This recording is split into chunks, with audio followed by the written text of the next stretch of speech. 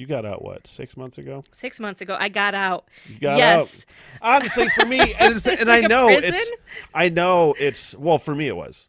For me it Yeah. was. And then a lot of it is just, what did you say earlier? You said it's not the jock against the owners anymore. Mm-hmm. I still appreciate, I still have that mentality where it's just Well, it might have been for you. it was for me. Yeah. Not necessarily to the extent that I thought it was. Mm-hmm. But, there's just a lot of places that don't do things the way I want to do them. Yeah. You know what I mean? Yeah. You worked for a place that was not the Yeah. same. It wasn't the same. I'm the same telling you, place. I mean- and I know I've heard nothing but great things. Oh, it's fantastic. About that place. It was the hardest decision of my life to get out of radio. It really was. And, I'm glad I did it. I'm glad I made that decision because I'm doing some really incredible stuff now. But I really I just knew it was time. I felt it. And I felt like every day I was on the show for 2 hours and I was doing as much as I could, but I was speaking to the same audience. And I thought, gosh, there's some things that I want to talk about and maybe move the needle on some things. And my favorite organization of all time, offered me a job. And I've been, Which is part of them. That's the Traverse Bay Children's Advocacy Center. Which I know you've kind of been a big thing for you for years and years and years. It was I worked for them very part-time back when I first got it, hired at WTCM. So that was like I was doing child abuse prevention and working on the radio, and then kind of moved over into a marketing position, and I just got a promotion. So nice, congratulations. Thank you. I am now the Senior Director of Communications and Primary Prevention, which is a long title. I don't know. You have to come up with an acronym or something. But what is it again? Senior Director of Communications, so what, like STROC, and Primary Prevention. It's a long business card. But it's really I'll have it. Incredible stuff, though, because instead of just like, hey, here's what you do to keep kids safe, here are the signs to look for child abuse, child sexual abuse, all this stuff. It's like, let's stop calling that prevention. Let's do some research, and we're working with Michigan State University to do some research on what are the factors that make people abuse children. And let's change it. Let's do some social norms changes. And so language in that would be key then. So you don't want to say prevention anymore. It's still prevention. So no matter what I'm talking about, like if a kid comes to the Traverse Bay CAC, and that's the regional response center for any child that there's a allegation or concern that this child has been harmed, they come to the CAC. And then they have a forensic interview, and that's when the multidisciplinary team, which these are a lot of big words, these could be the CPS agents or the law enforcement or prosecuting attorneys, they get around a table and they listen to this forensic interview. They watch this. It's happening in our building.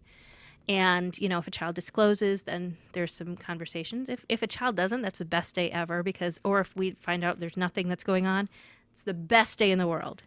No problem. Kid goes home, parents go home, everything's fine. But that is prevention because we want to prevent it from happening again, right? So that's prevention. That's what we call tertiary prevention. And then there's secondary prevention where I always look at it like a river, Smitty. So if tertiary prevention is in the really rocky part where something bad has happened and we got to rescue the kid right now out of the river. And then the secondary prevention is something bad could happen. Maybe it's already happening. There's a bend in the river, though. If we can get them help now, we can stop it from getting worse, right? But primary prevention, which is what I do, is macro social work. So it's you're not even in the river. You're looking from the hill and going, how do we keep all these kids out of the river?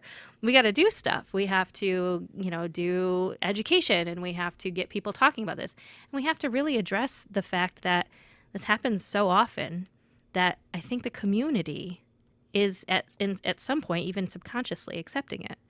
It happens all the time. I mean, 1 in 4 girls and 1 in 6 boys, that's a lot of kids being sexually abused. Yeah. And I mean, on different levels of, I don't want to say severity or anything like that I don't want to make light of anything, but different levels of severity, for lack of a better term.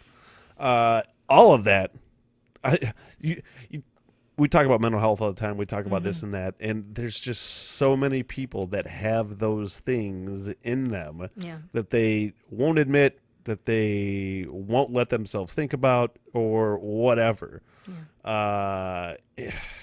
Which makes me feel like so many more people deal with depression than we think. Oh yeah, you know, absolutely. And I think it's interesting that you should say that, because I think that there are people who probably do think about it.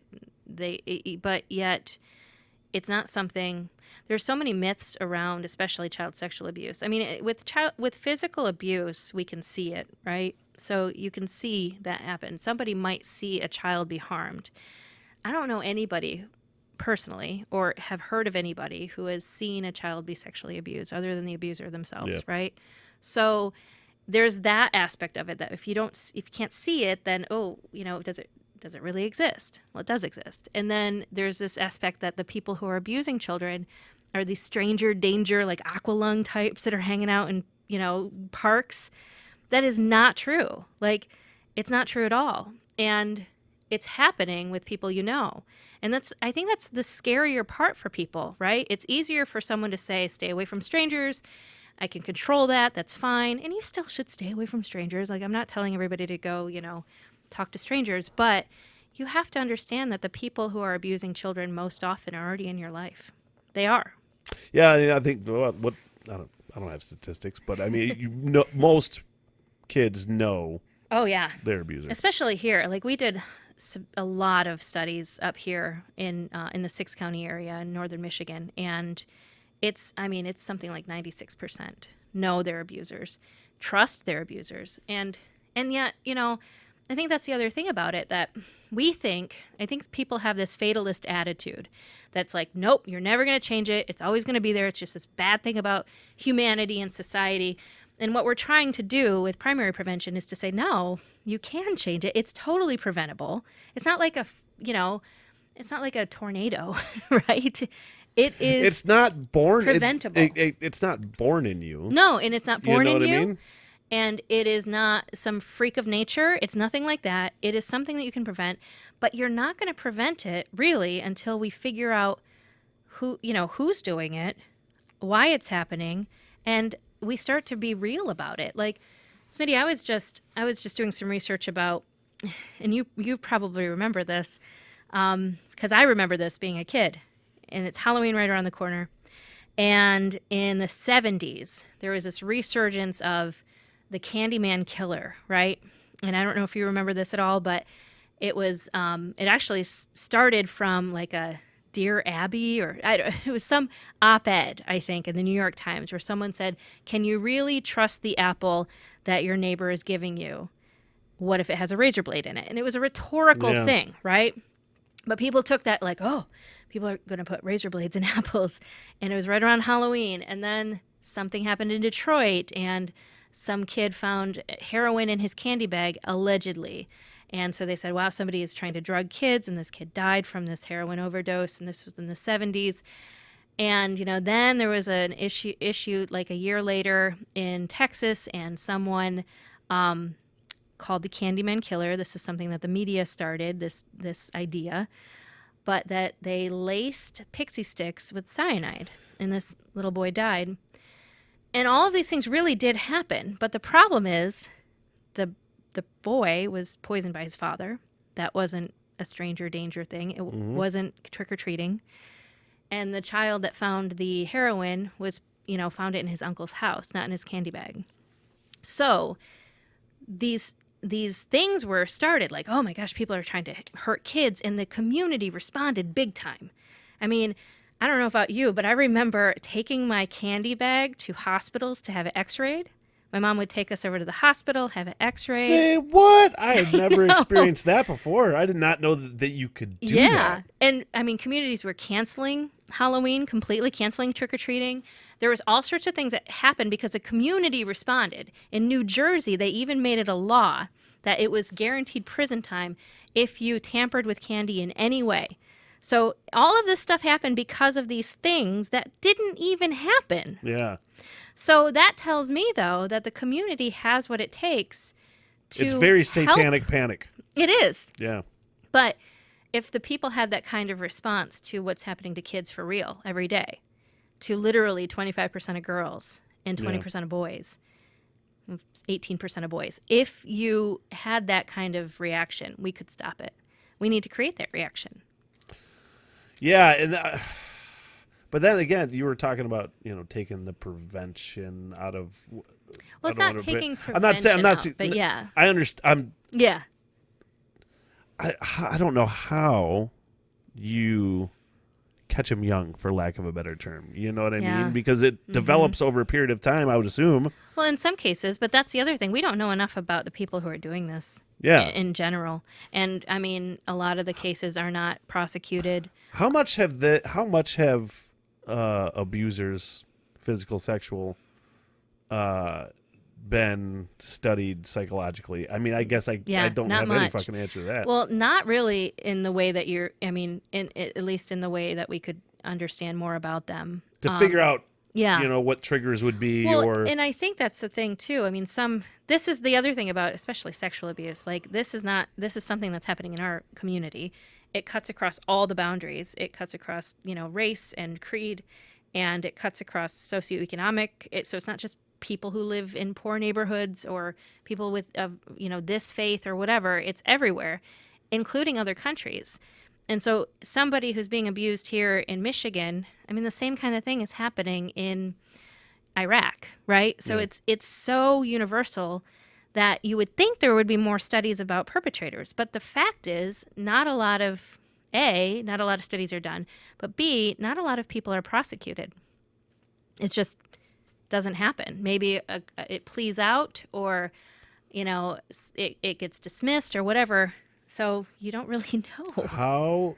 I don't expect you to know these numbers either. But like how many cases go from the credible accusatory stage to prosecution? How many actually make it through? I actually don't know those stats, and I know there's a lot of reasons why prosecuting attorneys may not, may offer a plea deal, and most of the reasons are to protect the victim, right? Yeah.